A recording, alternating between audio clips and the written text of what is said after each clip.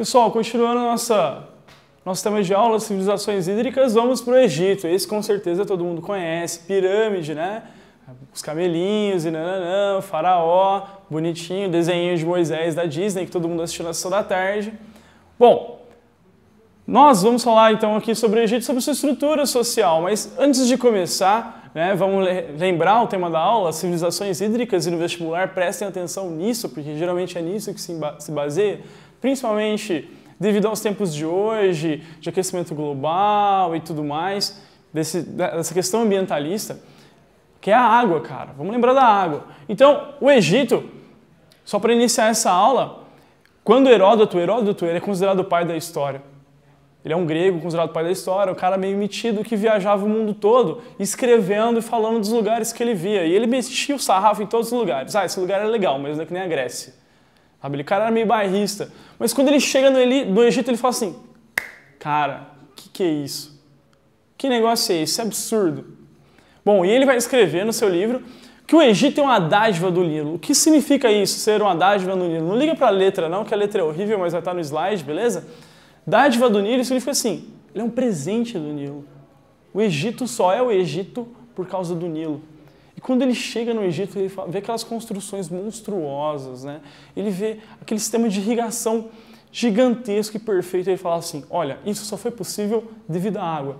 E Heródoto, ele não está completamente errado nesse sentido. O rio Nilo, ele vai ser o principal fator de ascensão social, né? Ascensão econômica e tudo mais do Egito. Por quê? Porque é do Nilo que vai se retirar os alimentos e a base, né, de toda a produção comercial do Egito e de todo o poder do Egito. Porque se você controla o Nilo, você controla toda aquela região. O Nilo, ele nasce onde hoje a gente chama de Sudão, né? E aí ele percorre até o Egito, é o alto e o baixo Nilo. Então é um rio gigantesco. Se eu não me engano, você coloca uma errata, ele é o segundo maior rio do mundo, ele só perde para o rio Amazonas. Bom, então você imagina, tomar conta desse rio, vamos lá, mesmo caso da Mesopotâmia, só tem areia, cara, só tem areia, quente pra caramba, 40 graus de dia, 10 graus, 8 graus à noite, é um problema. E aí você encontra um rio desse, pô, que maravilha. Bom, o Egito, na sua organização política, ele vai ser uma teocracia. O que é uma teocracia? Teo significa Deus, né? E cracia, né, forma de governo, ou poder, né? Do grego poder, né? Aí, quem já jogou aquele joguinho God of War, vai lembrar Kratos, né? O Kratos, né? Significa poder, né? Então, é uma teocracia.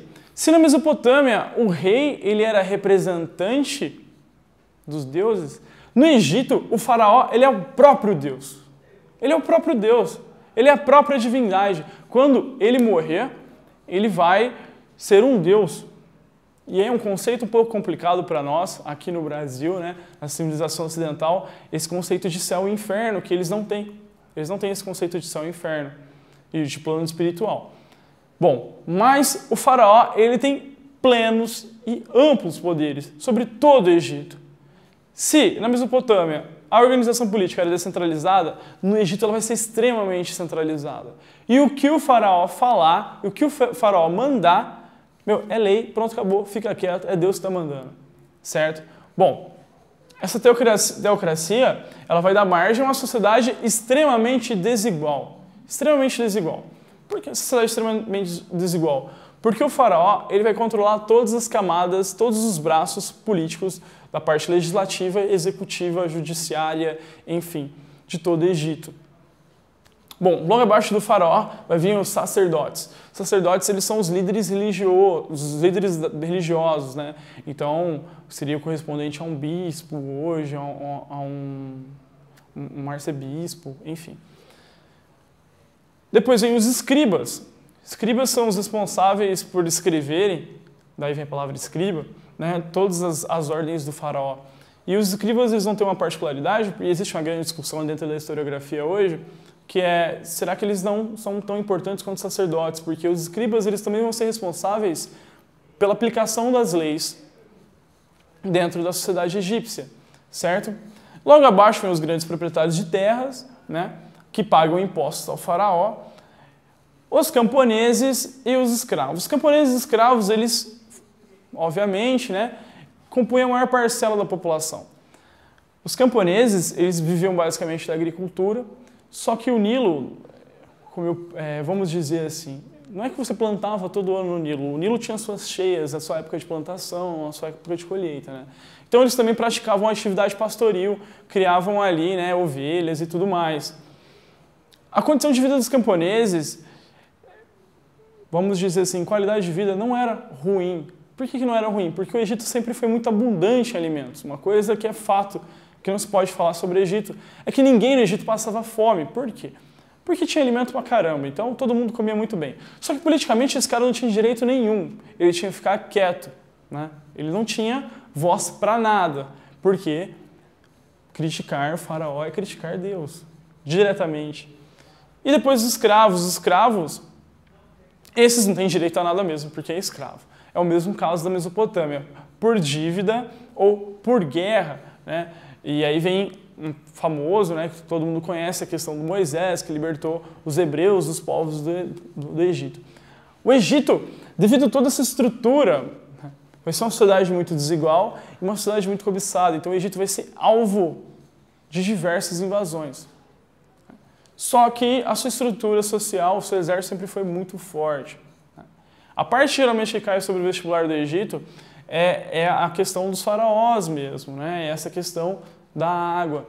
Porque se nós vamos estudar mesmo a história do Egito, tem, né, a sua ascensão até a sua queda. Mas não é esse o foco de hoje. O foco é essa estrutura política. Bom, toda essa água e toda essa estrutura política, ela vai gerar, dentro da sociedade egípcia, uma necessidade. Por que necessidade? Tem o Nilo para alimentar a gente, beleza. Só que o Nilo sozinho não faz nada. Os egípcios, então, vão contribuir muito para a nossa sociedade atualmente devido à sua necessidade em escoar a água, em levar essa água aos campos de irrigação, né? Então, os egípcios eles vão contribuir demais na matemática. A matemática ela tem um grande salto, um grande desenvolvimento no Egito Antigo. E da arquitetura, só vê as pirâmides, elas estão aí até hoje, né? Bom, é uma grande discussão também. Como é que esse negócio foi construído? Porque milênios ele não é destruído. E ninguém sabe como construiu. Tem teorias, né? Como os caras puxaram aquelas rochas não são características de lá. E tem aquela galera da teoria da conspiração que dizem que são extraterrestres, mas enfim, isso não importa pra gente. E por favor, se isso cair no vestibular, não coloque. Tá? Eu respeito, tudo bem se você acreditar que são por alienígenas, mas não coloque isso se tiver alguma opção, porque você vai se dar mal. Beleza? Ok? E a arquitetura egípcia, ela vai não ser só bonita, bela, ela vai ser prática. Por que ela vai ser prática? Porque o Nilo vai ter diversos braços, diversas, como eu posso dizer, construções, intervenções humanas que vão levar a água para essas pessoas, né, para toda essa sociedade. Como o Nilo proporcionava uma grande colheita, uma grande plantação, né, para toda a sociedade, e principalmente para os responsáveis dessa plantação, dessa colheita, que são os camponeses, durante as horas vagas, os camponeses desenvolviam algumas atividades lúdicas. Então, alguns jogos, né, hoje está sendo descoberto, também eram praticados pelos camponeses, devido a toda essa estrutura do Nilo.